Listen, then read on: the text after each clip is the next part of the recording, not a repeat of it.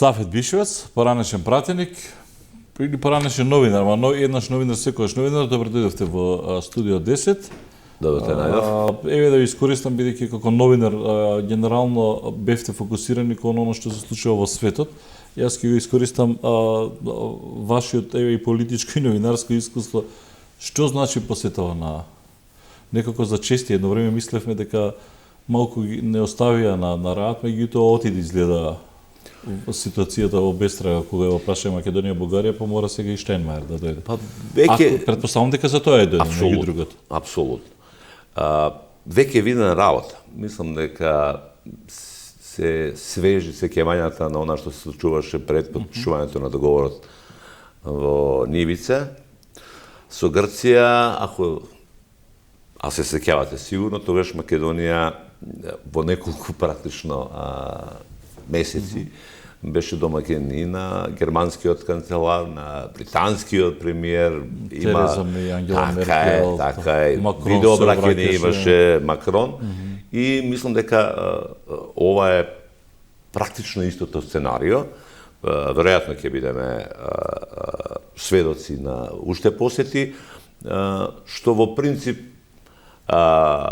не мора да е ништо лошо, се до оној момент ако актуелната власт не се реши или не се дрзне да го искористи истиот метод кој го искористи Зоран Заев за обезбедување на мнозинство во парламентот, Муковски и така натаму Мијалков и осумината пратеници од ВМРО-ДПМН. Што, да ве подсетам, Хан го нарече као балкански начин на решавање на проблемите. Натаму одира во тоа? Па мислам да. Да, тоа дефинитивно ќе биде нов обид во тој правец. Не сум убеден дека ќе се дрзнат воопшто на тој начин да купуваат пратеници, но не треба ништо да се исклучи. Пред пратениците говореше вчера Штајнмајер. Македонија се наоѓа пред важна одлука, ние постојано се наоѓаме пред важни одлуки. Дали преку предстојната промена на уставот ќе го трасира патот за отварање на поглавијата во поединечни области? За патот кон Европа вреди следниот тежок чекор. Уште колку тешки чекори треба. Сега ворете се. Меѓутоа прашањето е на патот на Европа дали ќе одиме со кично или без кично? Па не, или е побрутално со голи, или ќе одиме... Мишко, ајде се вратиме за она што се случуваше. Да немаме ние дилема, дека јасна е целта. Македонија треба да биде во НАТО и во Европското уније, никој разумен и нормален тоа не го спори, апсолутно. Тука е навистина треба да се раши. Знаете, иритира, окей, ова еве што го зборува Штајнмајер. Да, затоа се политичарите овде да носат тешки одлуки на крајот од денот. Меѓутоа, Европска Унија не покаже ниту еднаш, барем малку да покажеше дека има респект, почити, еве да не заштити од бугарските напади. Па сега говорев со Бендерска дали имаме чувство на дискриминат, дали можеме да покренеме за дискриминат, дека сме дискриминирани. Пратени кои што во сред Скопје вас ви вели ние сме еден народ, две држави. Од Црно море до Охридско езеро. И сега Дејвид Гир ќути, свесно го одбегнува тоа. Пак ќе ве вратам на она што се чуваше пред потпишувањето на договорот со Грција. Тогаш беше истакнато. Ова е последната работа која треба да ја направи вашата држава. Добро, мене ми е јасно тоа. И прашањето беше такво, дали сте за влез во ЕУ и НАТО со променено уставно? Не. На странците кои јас зборувам сега за она што го кажаа странците. Направете го уште ова и вратите на Европската унија и НАТО ви се отворени. Тоа не се случи. Јас посетата на Штајнмајер би ја гледал и во една практично позитивна призма во однос на она што тој јасно и гласно и поштено го кажа во парламентот вчера.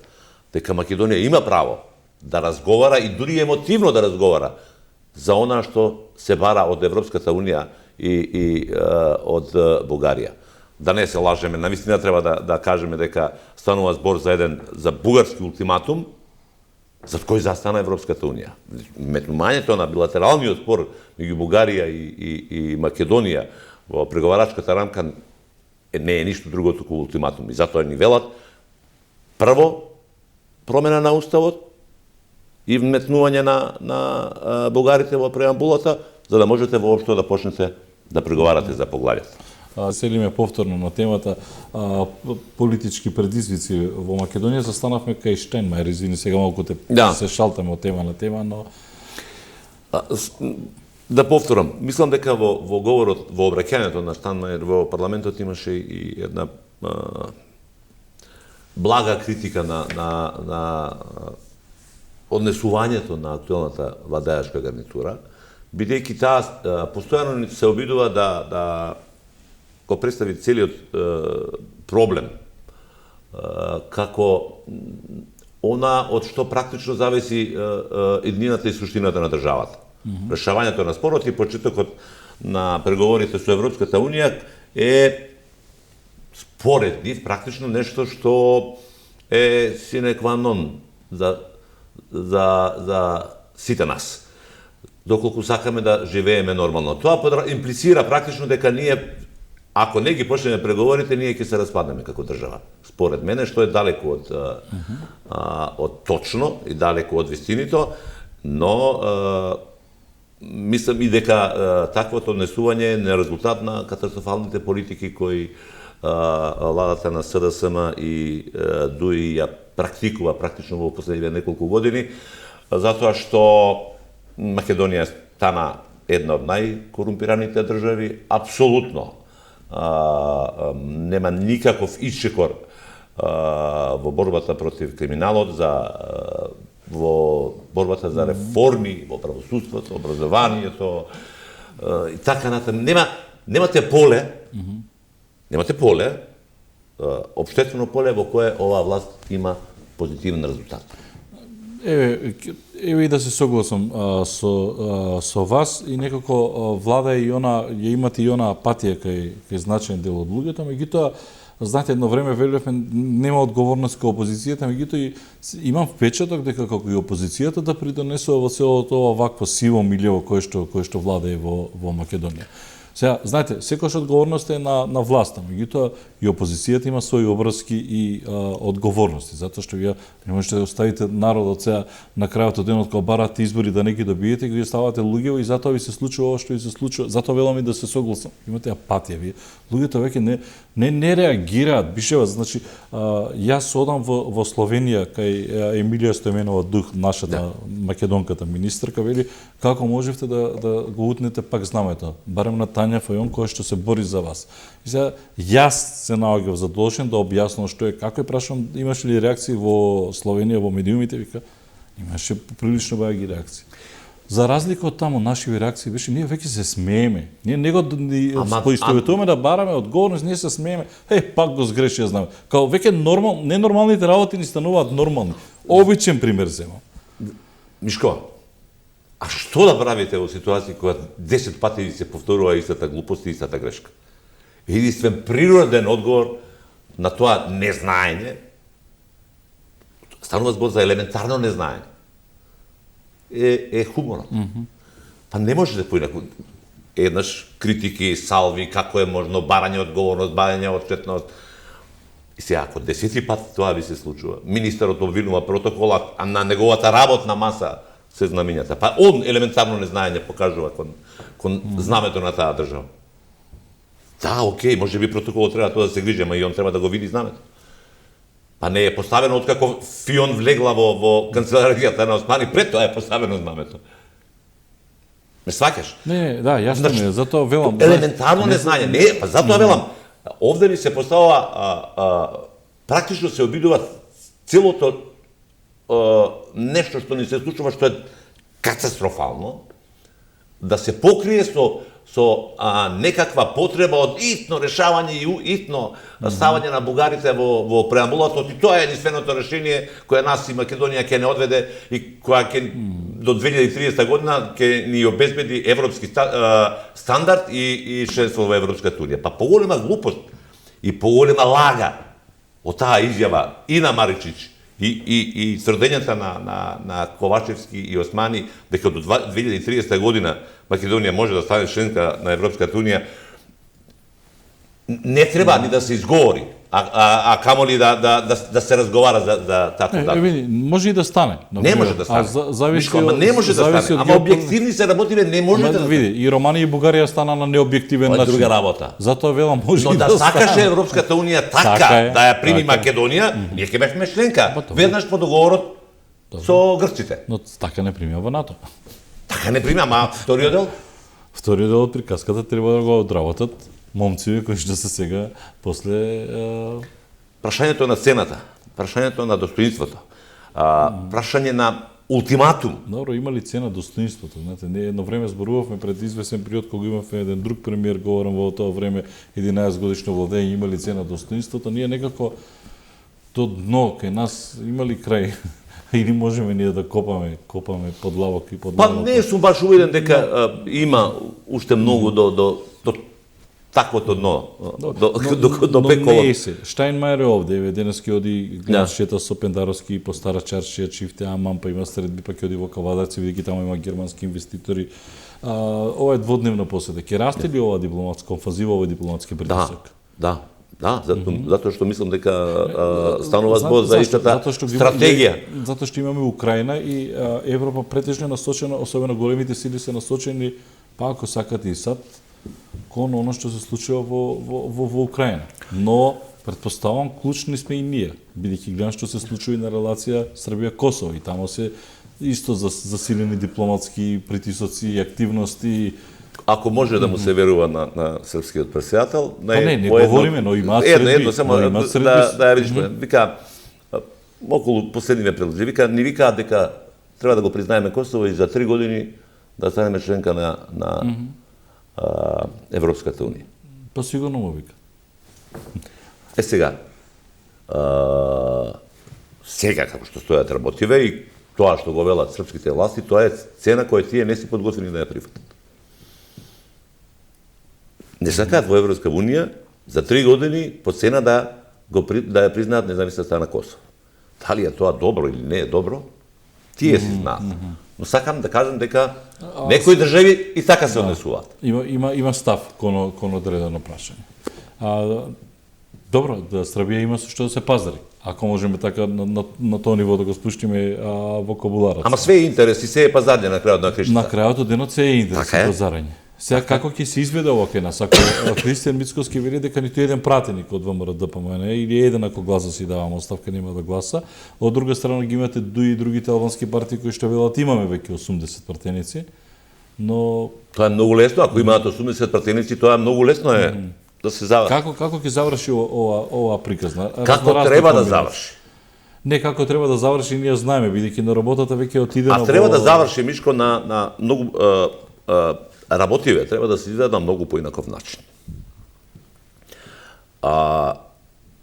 Никој не сме и не може да го одземе правото на Македонија, на актуелна владеачка гарнитура и на опозицијата да се бори за своите национални интереси.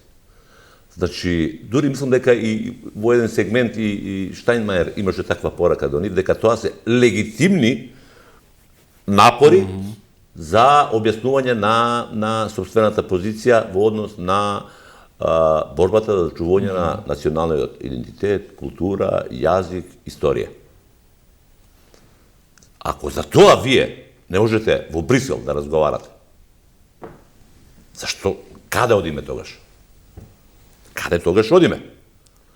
Ако од наш агол оваа владеачка гарнитура, Ковачевски и Османи, како представници во тој дел, се подготвени да разговарат дури и за историјата, да речем сега, еве, последно прашање Охридската архиепископија. Да, се отвори како тема го отворија, па рекла дека... Слушајте, ако така тргнеме, ние ќе почнеме да разговараме, бугарите ќе почнат да разговарат и за жолтите мрави во Мариово или така натаму и ќе бараат да видат со бугарски Па веројатно натаму да тие сакат секогаш се работи. Ама ако тоа го знаете дека е така, тогаш вашата стратегија треба да биде поинакава отколку така наречената ефенди политика. Ако само климате со глава, а за жал, Зоран Заев како промотор на таквата политика и наследникот Ковачевски, подпомогнати од Ахмет и Османи, сега се во таа фаза на евет политика. Се што бараат странците треба да се прифати и Па не затоа така, историското не траеше 3 дена. Ба, не само тоа, дури, например, од некои, ова неофицијални информации, например, дури еве во разговор со некои од држави, од онаа меѓународна заедница, или ако сакате, од поголемите сили, тие велат, ако вие молчите, деме, како вие не се спротестувате, не ни оставате ниту нас простор, ние да реагираме во однос на Ама до крај треба да се биде чести и да се каже дека и тие не внесоа во таква позиција кога беше во прашање приемот во НАТО. Внимавајте, во тој момент, особено кога беше бугарското прашање, Америка долго време стоеше на страна. Сега потоа кога ќе расипеш нешто не може тебе ниту Америка сега да влезе на крајот од денот сме толку небитни сме во однос на политиката која ја спроведува Заев и сега која ја продолжува Ковачевски. Добро, Спас, кој е чаре? Бишевац, кој да дојде на власт? Значи, не може, имајќи во предвид она трасиран европски пат, не може туку така да... Ама не може таа политика дефинирана за сите. Вели, прво одбиваше скроз за промена на уставот. Потоа вели, добра, ајде да разговараме за реципроцитет, па можеме да зборуваме за менување на... Не, до крај, коректно, ВМРО ДПМН нема принципиелно ништо против влегување на бугарите, хрватите, црногорците, торбешите. Така, добро, затоа зборувам. Принципиелно нема никој прав. Реципроцитет во Бугарија. Но сега е веќе прашање на како да ви кажем, ајде да контрапрашање, дали ова што го бара Бугарија не е ултиматум? Не е ултиматум цело време. Како разговарате со оние што настапуваат со ултиматум? Па треба, во принцип не разговарам. Така е, во принцип не треба да разговарате, но треба да разговарате со оние дома. За да најдете заедничка стратегија, позиција и енергија која ќе ја искористите во разговорите во Брисел. Многу повеќе од тоа што го покажаа досега, која понекогаш се граничи со елементарно незнаење. И тоа, пак велам, Штанмајер вчера го кажа, тоа се прашање за кои и треба емотивно да разговарате. Оти ако ви е сеедно, како некој ќе ве нарекува, дали ќе ви ја присвојува или ќе ви диктира каква ви е историјата, што разговараме тогаш? Ако ја прифатите така како што бараат бугарите, зашто разговараме тогаш? Со таквата позиција и стратегија на оваа општество, македонци, албанци, турци, роми, срби, власи, бошњаци, бугари, ако сакате, хрвати, црногорци, сите, со таа енергија и со таа позиција, дека овде во оваа држава има и историја, и јазик, и култура, и дека имаат право на самоопределување, самоименување, и дека тоа е универзално човеково право и ниту една Бугарија и ниту една Европска унија не сме и не може да бара од било кого, а особено не од Македонија која па типичен пример за постојано барање од неа. И дека постојат граници кои и постојат работи за кои едноставно нема разговор. И затоа јас сум поборник на она прашањето со Бугарија. Едноставно да се тргне на страна во овој момент. Тоа го заговара. Едноставно мора да се тргне на страна. Затоа што на површина треба да ги извадиме суштинските проблеми на државата. Погледнете што се случува во правосудството. Па тоа е, како да ви објаснам, нема што да ви се објаснува. Нема нормален човек во државата кој не гледа дека тоа е апсолутно партизирано и корумпирано. Дури американската амбасадорка вели, ало, ние дадовме толку милиони, што правите? Како да ви објаснам? Знаете, дури... Погледнете, се тоа ни се представува како некаков исчекор во начинот, например, на изборот на јавни... Или погледнете председателката на Судскиот совет, која поднесе оставка. Поднесе оставка, Црвенковска. Да, поднесе оставка 4 месеци пред истекот на мандатот за председател. Кај беше 2 години, практично. За бизнис, судската елита со која практично таа се судрила. Ма немој, молим те. Па ако е таква, со таа сила, таа уште вториот ден од нејзиното именување требаше прашање воопшто дали таа требаше биде член на такво едно тело, со оглед на искуството и статусот од кај што дојде, но еве партиското, таа како партиски представник влезе во тоа тело и сега таа обвинува за бизнис судска елита. Да, знам дека има. Ма таа требаше да се бори против тоа. Добро, Да не зборам, Не. дека нашите ученици нема учебници. добие. Не, и тоа не си. Не сите, добие. Не сите. И сега, министерот ви вели, таква беше ситуацијата. Се тркала некако чудно оваа држава и на крајот од денот постојано дури ви изборуваат дека ќе имате и реконструкција на влада, дека треба да влези и Таравари, дека треба дуи алтернатива и се да само да дадат по едно министерство и кога ќе сведиш на крајот на денот ќе се сведат на 3-4 министри. Да, на крајот на денот ќе се сведе не на министрите, ќе се сведе на пациентите на онкологија кои мораат под рака да купуваат лекови од таа установа која должна да им го обезбеди лекот. На тоа се сведува, не на министрите. Многу јасно и прецизно е дека ова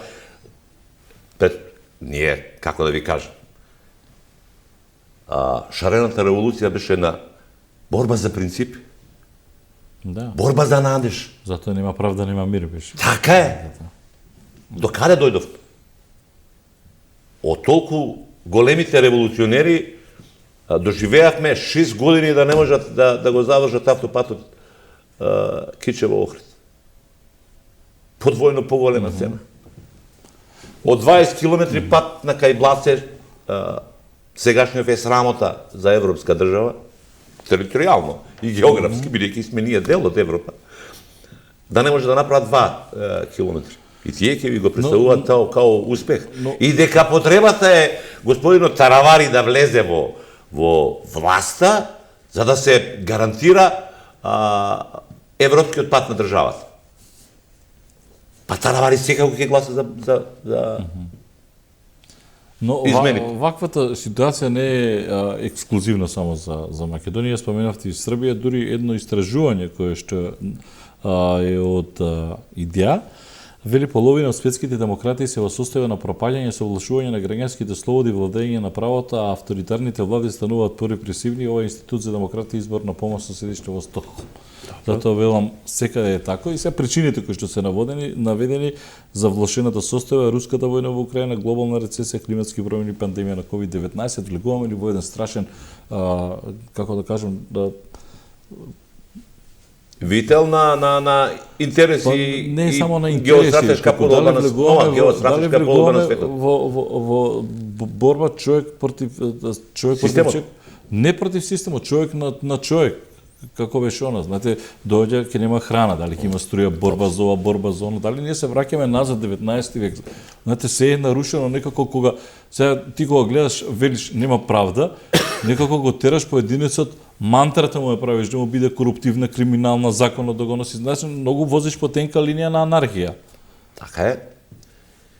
И очигледно дека она што се случува, ај сега за ова што ни е поблиску, југоисточна Европа, да речеме, чив резултат е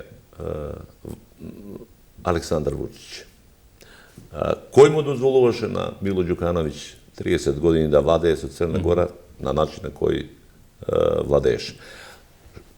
Кој го изнедри Орбан практично од Па и Груевски на крајот од денот добиваше поддршка. Да. Браќата Качински во Полска. Никола Груевски во Македонија. Сите тие владеа со некаква поддршка од центрите на моќ. Бидејќи во тој момент овој дел на светот беше доволно да не продуцира нов судир, да се држи практично мирот под контрола, другото е второстепено прашање. Да, тие ќе вложуваат во реформи ама нема да бараат отчетност за тие вложувања. Да речеме, во правосудството во Македонија. Милиони вложиле американците. За сега целата работа се заврши со ние сме збунути со начинот на избор. Како е точно таа изјава? Добро, како и да е, морам да превршувам, ќе биде ова тешка зима, ќе биде тешки години доаѓаат за Македонија, така? Ако можам да приметам. За жал, мислам, ние не сме дали одиме исклучок. кон широка влада или јас не верувам дека ни Индикативно е однесувањето на владеачката гарнитура. Пошто не верувам дека и избори нешто би променили Не, ситуација. мислам дека изборите се единственото решение. Навистина единственото решение. Затоа велам, одвојте го прашањето со Бугарија, која е владата и власта. Добро. Постојано ни го наметнува како единственото прашање за кое мора во овој момент да се разговара. И погледнете ја состојбата на алтернативните полини. Па вие струја секој втор ден купувате. Милиони евра се одлеваат од државата за купување на струја. Можно и на СДСМ Ковачевски од РЕК не убедува дека ние рекордни производства и така натаму. Вест било стасал првиот дел од трансформаторот за новиот блок во Битола, па тоа ни у социјализмот не го прави. Пишува се на кратко. Во ниједна партија не е сјајно. Во ДУИ имате огнени момчиња. ВМРО ДПМН Мицкоски колку и да го прикажува дека е стабилен, сепак имате вака струи кои што циркулираат од околу наоколу. За СДС да не говорам. Можни ли се огнени момчиња и во СДСМ и во ВМРО? Навистина не ја знам состојбата во СДСМ. За ВМРО ДПМН сум убеден дека не е возможно се уште. Апсолутно, затоа што мислам дека нема ни потреба. И мислам дека сите оние барања кои, како персоната од еднодневен министер, се практично дел од оваа стратегија за широк фронт и за обезбедување на Добро, ја не двотретинско мислев овде на Оливер Андонов. Не, па ја не мислам, сакам да кажам, ама тоа е дел од стратегија, не смете тоа да. А суштината е тргање на вниманието на јавноста, на обичниот граѓанин од она што навистина се случува во државата. Криминал, корупција, скандалозно судство, ужасно здравство, катастрофално образование. Пишувац, да бидеме искрени, не видов нешто ВМРО ДПМН да прават тешки пресконференции за обвинителство за струја, освен Мицкоски што кажа некна. Затоа што погледнете ги компаниите циркулираат истите тие во РЕК Битола, но тоа се други теми за кои што немаме време. Се согласувам, не можете опозицијата да ја обвинувате за начинот на кој функционира владеачката гарнитура.